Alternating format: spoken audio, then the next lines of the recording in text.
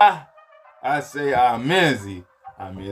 Got we got how a 2-star recruit became an NFL superstar. Let's get straight into it. I'm gonna keep it a buck with you. This basically proves to you that you should never give up on what you want to do in life. He was a 2-star recruit, and we clearly see who this is, Justin Jefferson. He was a 2-star recruit. Now this nigga out here mossing up receivers and shit like that. Like, just don't give up on your dreams, man. Do not give up on your dreams, man. If somebody tell you can't do it, that means you can do it. Go prove them niggas wrong. Most rookies need time to adapt to the NFL, but this 2-star recruit came into the league and took it over right away. That's what I'm saying, right away. Here's the story of Justin Jefferson. Justin Jefferson's journey to stardom began in Destrehan, Louisiana. He was born in Louisiana? High school, but it was by no means an easy journey. Justin came from an athletic family. His father, John, played college basketball, and his 2 older brothers, Jordan and Ricky, both had very successful careers at LSU. They played in the NFL, so Justin knew exactly what it would take to play football at the highest level. What do you do in this situation? Like, if all your people play some type of sport or something, do you have to, like, I know you don't have to, but it's like, is it best to follow behind their footsteps? Should have worked out for him. He might be the best out of everybody in the family, but still. Level. But Justin wasn't as physically gifted as his brothers. When he first got to high school, he was small and stood at just 5'7", 125 pounds. That nigga like 6'5", man. He could only make the JV team as a safety his freshman year. He broke his elbow playing scouting during that season, 3 years into his high school career, and Justin was yet to reach the heights of his brothers. And he probably felt so dismotivated after that, too. He probably like, man, I can't do this shit, bro. Not no more. I'm not good as my brothers. See, that's why you don't give up. He's the best out of his family now. That's why you don't give up on anything you want to do. Do not give up. His dream of reaching the NFL was becoming very unlikely. And even though he may have started to give up on his dream, Justin's family still believed in him. And after getting x-rays... And then the family is the biggest part.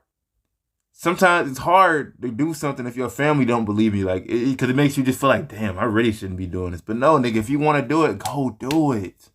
Do it. His growth plates, the doctor informed Justin and his family that he was about to hit a big growth spurt. That growth spurt came in his junior year when Justin grew to 6'1". God damn it. Which gave him a shot with the varsity team. While he did get on the field in his junior season, his knees constantly knotted up due to his massive growth spurt, and he ran with a limp. This made him look uncoordinated and limited his explosiveness. So with one last offseason to follow his brothers and play Division I college football, Justin was on a mission. He started to spend countless hours with his older brother Jordan working on route running. And dedicated. He's dedicated as hell. He's dedicated. He was dedicated to be the best. You got to be dedicated. Videos of NFL receivers picking out things to add to his game. And he better than Randy Moss. High school season, all of his hard work paid off. His knees were no longer knotting up, and he became a dynamic playmaker. That's him in high school? Exploded with 44 receptions for 956 yards and 9 touchdowns. Damn. This was just a small glimpse of what the rest of his career would look like. The problem was, even after Justin's amazing senior year, he was still just a 2-star recruit without any major offers. Division I programs were worried because... That's a 2-star recruit. I seen niggas that suck. I seen niggas that can't even do that. You say he's a 2-star recruit. Off the field, Justin needed to complete a summer class in order to graduate. His father even talked to him about potentially taking the Division II route. But luckily, the Jefferson last name carried a lot of weight at one school in particular. So when LSU head coach Ed Ogeron said he's got a scholarship waiting for him whenever he's ready, Justin knew what he needed. See, the family can really look out for you. His summer class became LSU's final scholarship member in the fall of 2017. It wasn't an easy road to college football, but Justin Jefferson was right where he always wanted to be, right where his brothers were before him. He was an LSU Tiger. Congrats, bro. Jefferson only played in 2 games, recording just 1 rush for 4 yards. But it was in his sophomore year that he would put the nation on notice. Damn. Justin Jefferson had arrived, and there was no looking back. His connection with new transfer quarterback Joe Burrow was... That boy Joe Shiesty. The Tigers in receptions, receiving yards, and touchdowns that year, with 44 receptions for 875 yards and 6 touchdowns. Damn. As a sophomore? This level of production was just scratching the surface. Shit, I was getting rocked on the damn football field. Part of what was perhaps the greatest college football team of all time. Damn, and he won a championship, and it was maybe one of the best. Oh shit, damn. Primarily we back, man. Because of their incredible passing attack with Joe Burrow, throwing to the greatest wide receiver duo college football has ever seen in Justin Jefferson and Jamar Chase. That boy Jamar Chase. The regular season, and Jefferson led the nation with 111 receptions. God damn, he's a 2-star recruit. Nigga, I would have told him, nigga, suck my dick, nigga. Eat it, nigga. I went out there and I'm this good already? 18 receiving touchdowns. God, 18 touchdowns. 540 receiving yards. 1,000. Shit. Oh. In the first round of the college football playoff against the Oklahoma Sooners, Jefferson caught 14 passes for 227 yards, 4 touchdowns in the first half. He followed this record-setting performance in the national championship against the Clemson Tigers with a 9-catch, 106-yard game. Damn, that nigga was destined for greatness. Holy. Had nothing left to prove in the college game. He chose to forego his senior year and declared for the NFL draft. In just 3 years, he had gone from an unranked recruit to a projected first-round NFL draft pick. But heading into the draft, there were still questions about his athleticism. Jefferson often beat DBs with his crafty route run. See, y'all gonna see the thing about life. You're gonna always have niggas that's gonna hate on you. So you just gotta always have something to prove. Cause that's just how that shit work. That's just how that shit work, bro. You just gotta always have something to prove to somebody, cause they always gonna be doubters. But that doesn't mean you give up. If you suck the something like that, it's basically a sign to say get better, or this is not for you. But really, most of the time, it's ready for you to get better. I don't think there's a thing called you can really be bad at something if you just don't. I feel like if you work hard enough to get something, you can do it. I hate that. Oh, you can't do that. Like shit. Rather than using pure speed or strength, so NFL scouts had doubts about his explosiveness at the next level. He quickly silenced his critics after running a 4.4340 in the combine, but there were still doubters. Experts weren't sure if he could line up on the outside against the best corners in the league and be a true number one receiver. Cutting the best corners in the league. So that in the 2020 draft, 4 receivers were taken ahead of him, including Jalen Reagor, who the Eagles selected 1 pick ahead of Jefferson. But after a short that nigga actually ended up being a bust, too. That Jalen Reagor. Wait, with the 22nd pick, the Minnesota Vikings selected Justin Jefferson, and he would enter the league with big shoes to fill right away. Earlier that offseason, the Vikings traded away fan-favorite receiver Stephon Diggs, who was crucial in Minnesota for years, and replacing him wouldn't be easy. But it didn't take long for Vikings fans to fall in love with the new kid in town. In somewhat of an unprecedented offseason due to the pandemic that saw no preseason and less offseason training than usual, many rookies struggled to get off the mark.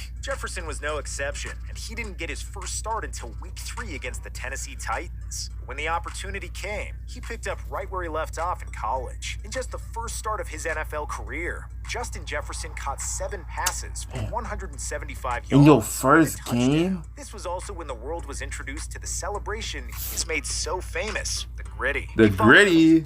I don't know how to do that shit. Reception, 103-yard game in week 4 against the Texans, becoming just the 5th receiver in Vikings history to have back-to-back 100-yard games in their rookie season. If I had a career game, record-setting game, it doesn't matter.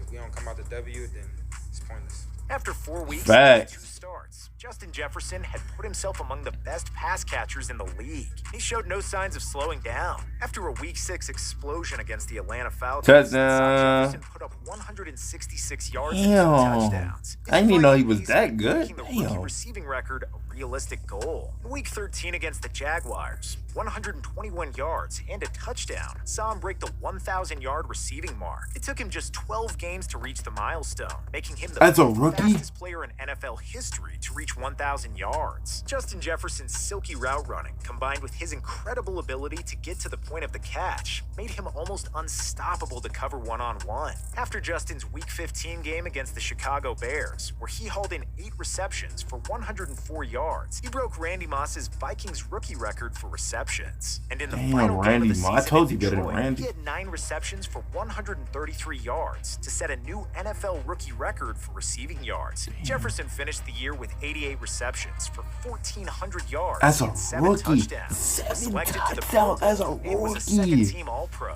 Despite his historic rookie year, he placed second in Offensive Rookie of the Year voting to quarterback Second? Justin Herbert. Get the fuck out of here. Jefferson. Justin Herbert?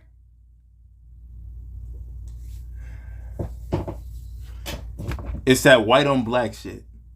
No way Justin Herbert got that over Justin Jefferson, bro.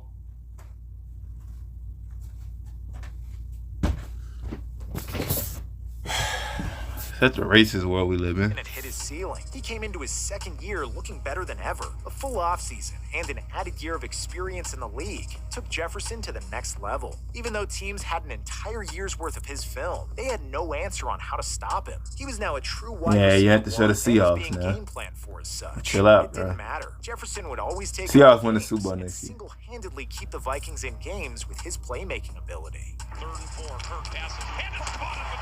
Stop showing the fucking Seahawks. But even with the Vikings offense being elite, their defense struggled to hold leads. And after 10 games, they had lost 5 by a touchdown or less. So in a crucial Week 11 matchup, the 5-5 Minnesota Vikings hosted the Green Bay Packers in a game they needed to win to keep That's their probably the playoff coolest hopes thing. alive. And to the I love when surprise people of show no support to the Justin fans. Jefferson single-handedly took over and Mm. won the game for the Vikings. He ended the game with 8 receptions for 169 yards and 2 touchdowns. But most of all, the Vikings won the game 34-31. Damn. Jefferson was awarded the NFC Offensive Player of the Week for Better, his huh? efforts. He was arguably the best player in the entire NFL during the month of November. Over 4 games, he had 464 yards Damn. and 8 touchdowns on his way to being In a named the month. NFC Offensive Player of the Month. While the Vikings continued to lose close games, Jefferson continued to ball, improving God. every statistic from his rookie That's the thing with season. that. I know it's hard, bro. It's like when you play for a shitty ass team, it's like really at that point you just gotta do your job, bro. Just do you, man. Cause it's like I just know you want to cuss niggas like Kirk Cousins. I'll cuss him out too. I'll be like, nigga, Kirk, you suck, but you can't do that. Season with 108 receptions for 1,616 yards and 10 touchdowns. His 1,616 receiving yards were second in the league behind Cooper Kupp. The incredible start to his career led to Jefferson breaking the record Odell set by Beckham. Odell Beckham Jr. for most receiving yards by a player in their first 2 seasons in the NFL. And for the second year in a row, he was selected to the Pro Bowl and was a second-team All-Pro. Missing Lamar out on Chase, them first-team two gonna run honors the by just league, 1 bro. vote. Due to a lack of team success, in 2022, the Vikings made a change at head coach, bringing in Kevin O'Connell, who was Who? previously the Rams' offensive coordinator. Mm. He's made it clear he wants to expand Jefferson's role and transform the Vikings into a more dynamic passing offense. Now in Jefferson's 3rd year, the Vikings are off to their best start to a season of his career, and he's the focal point that the offense revolves around. So don't be surprised if we get our first look at Justin Jefferson in the Damn! Oh my Electric God! start to his career is anything to go by. Jefferson will be grittying all the way into the Hall of Fame one day. Facts. I was looking at a #1 overall pick. How would a 3-star recruit become an NFL star? Let me know if y'all want to see that down next in the comments down below. If you watched it this far, if you did, you a G. I love y'all. We're gonna keep grinding. I'm Enzy out. I had to get this up for y'all. I'm out. Peace.